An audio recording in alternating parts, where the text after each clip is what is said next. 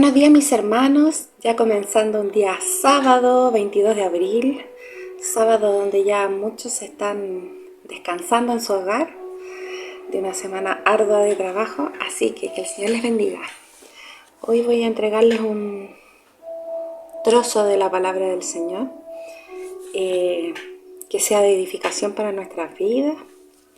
Y voy a leer la Nueva Versión Internacional de 2022, en 2 de Samuel 7, del 1 al 17. Una vez el rey David estuvo instalado en su palacio, el Señor le dio descanso de todos los enemigos que lo rodeaban. Entonces el rey dijo al profeta Natán: «Como puedes ver, yo habito en un palacio de cedro, mientras que el arca de Dios se encuentra bajo el toldo de una tienda». «Bien», respondió Natán, «haga usted lo que su corazón dicte, pues el Señor está con usted».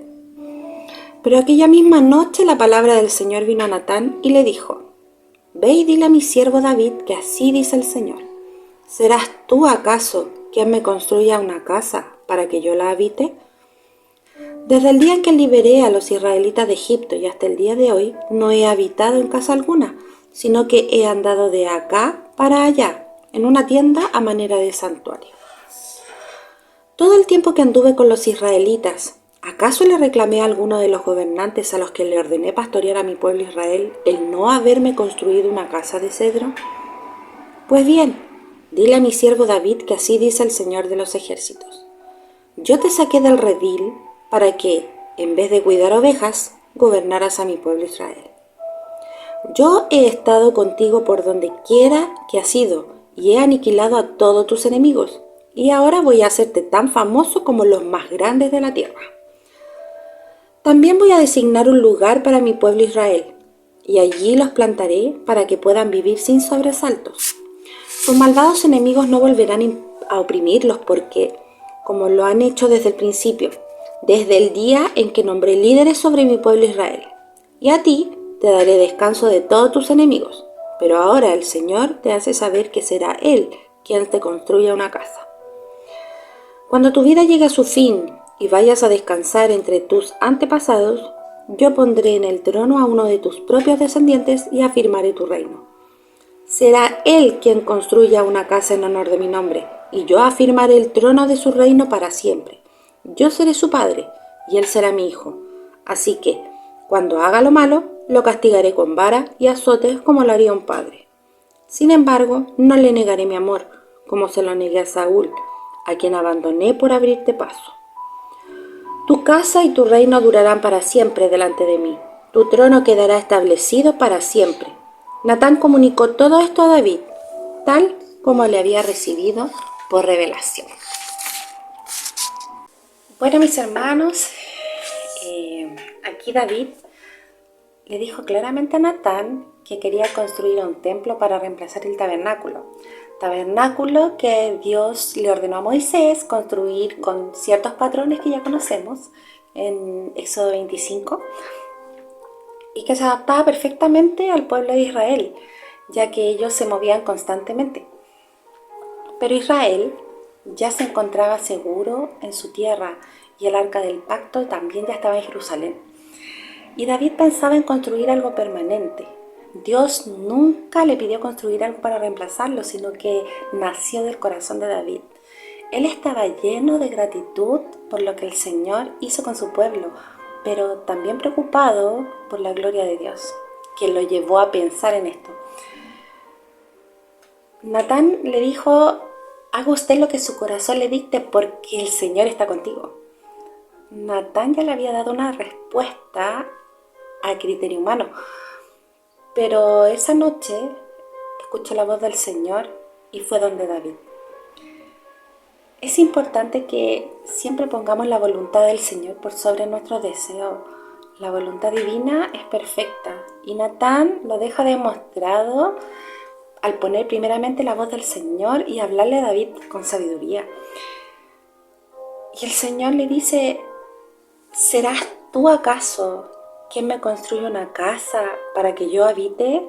O, palabras más sencillas, ¿quieres construirme una casa? David quería hacer algo más de lo que el Señor le pedía. esta es la posición en la que nosotros debiésemos colocarnos. ¿Qué más puedo hacer, Señor, para agradarte, para honrarte? Pero es todo lo contrario. Nuestro pensamiento es ¿qué tan poco puedo hacer y seguir agradando al Señor? No queremos hacer más de lo que el Señor nos ordena porque nos es una carga, ponemos dificultades, hay excusas, hay problemas. Aunque el Señor se negó a que David llevase a cabo su tan hermoso deseo, no fue un Dios castigador, sino al no querer hacer su voluntad, sino que no alejó de David la idea, el deseo de su corazón y lo honró con sus promesas. A veces en la vida nosotros no podemos tener lo que deseamos, por muy bueno que sea, y oramos y pedimos al Señor por una respuesta, pero pareciera que el Señor ha oído sordo a nuestras peticiones, y es donde más debiéramos buscar de la voluntad del Señor y no por ello bajar los brazos, hacer como David. Si no podemos construir, reunamos los materiales para que el que sí o el que más adelante lo pueda hacer. Entonces Dios le recuerda a David lo que ha hecho por él y le dice: yo te saqué del redil para que en vez de cuidar ovejas, gobernaras a mi pueblo Israel. O sea, Dios tomó a David de los pastos y lo llevó al trono. Lo protegió de todos sus enemigos y engrandeció su nombre en la tierra. Luego le promete dos cosas: que bajo su reinado Él va a establecer un Israel permanente y seguro, que nunca más sea removido. Y ve que el deseo del corazón de David era construir una casa para que su presencia habite. Dios en este caso le va a construir una casa a David. Esta promesa pasó las expectativas de David al construir él, al querer él construirle una casa al Señor. Dios honró lo que David le dio, a pesar de que solo se lo dio a Dios en intenciones sinceras de su corazón y mente. Nosotros podemos tener el deseo de darle a Dios más de lo que queremos, más de lo que podemos, pero se nos impide darla porque a veces no estamos capacitados, pero no se desanime, porque esa intención y ese deseo de su corazón para el Señor es como un regalo. Ahora, ¿por qué Dios le dijo que no a la oferta de David? Porque era una oferta. ¿Se lo ha preguntado? Porque Dios quería que un hombre de paz construyera su templo. Y David era un hombre de guerra. Lo vemos en Primera de Crónicas 22. Primera de Crónicas 22, versículo del 8 al 10. Lo voy a leer ya.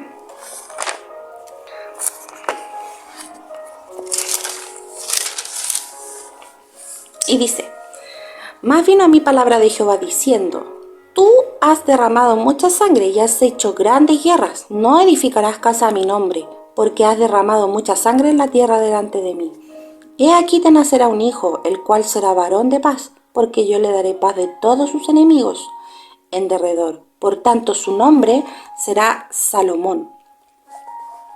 Y yo daré paz y reposo sobre Israel ese día. Él edificará casa a mi nombre, y él me será a mí por hijo, y yo le seré por padre, y afirmaré el trono de su reino sobre Israel para siempre. Aquí vemos la promesa que Dios dejó a David, pero esa promesa vino años después. A lo mejor David vivió muchos años sin saber por qué Dios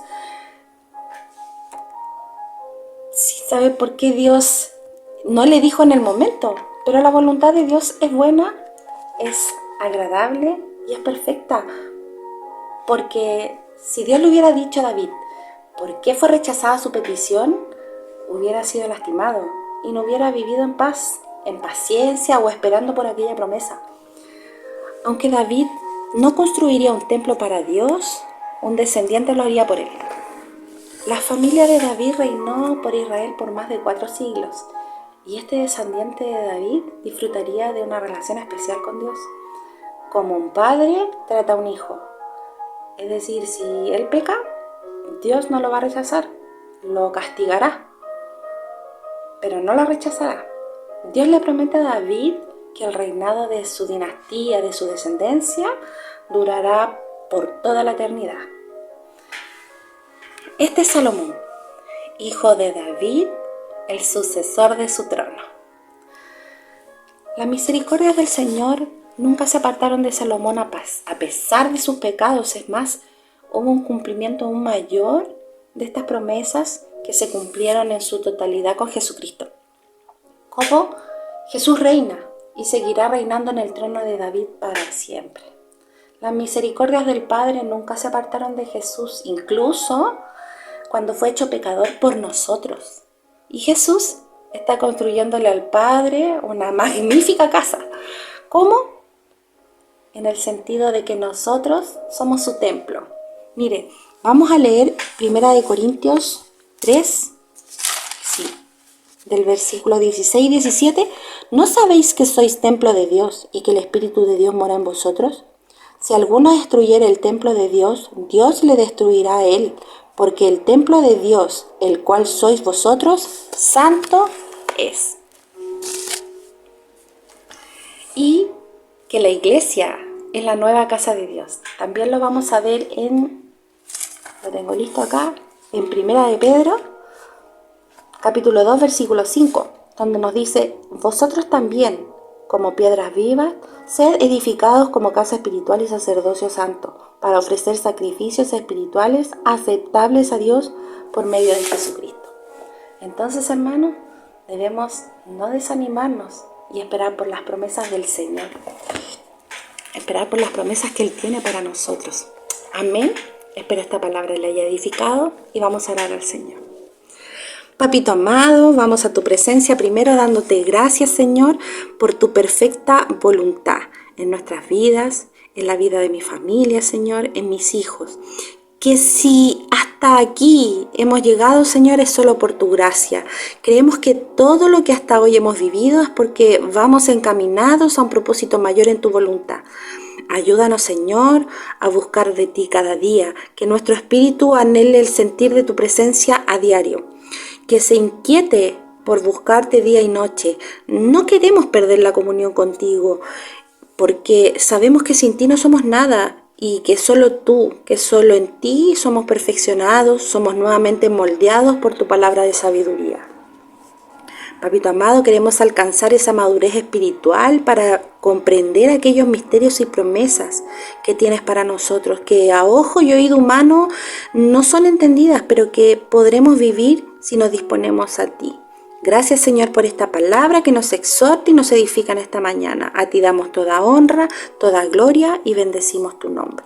En el nombre de Jesús, amén y amén. Hermanos, que sean muy bien bendecidos por Papá.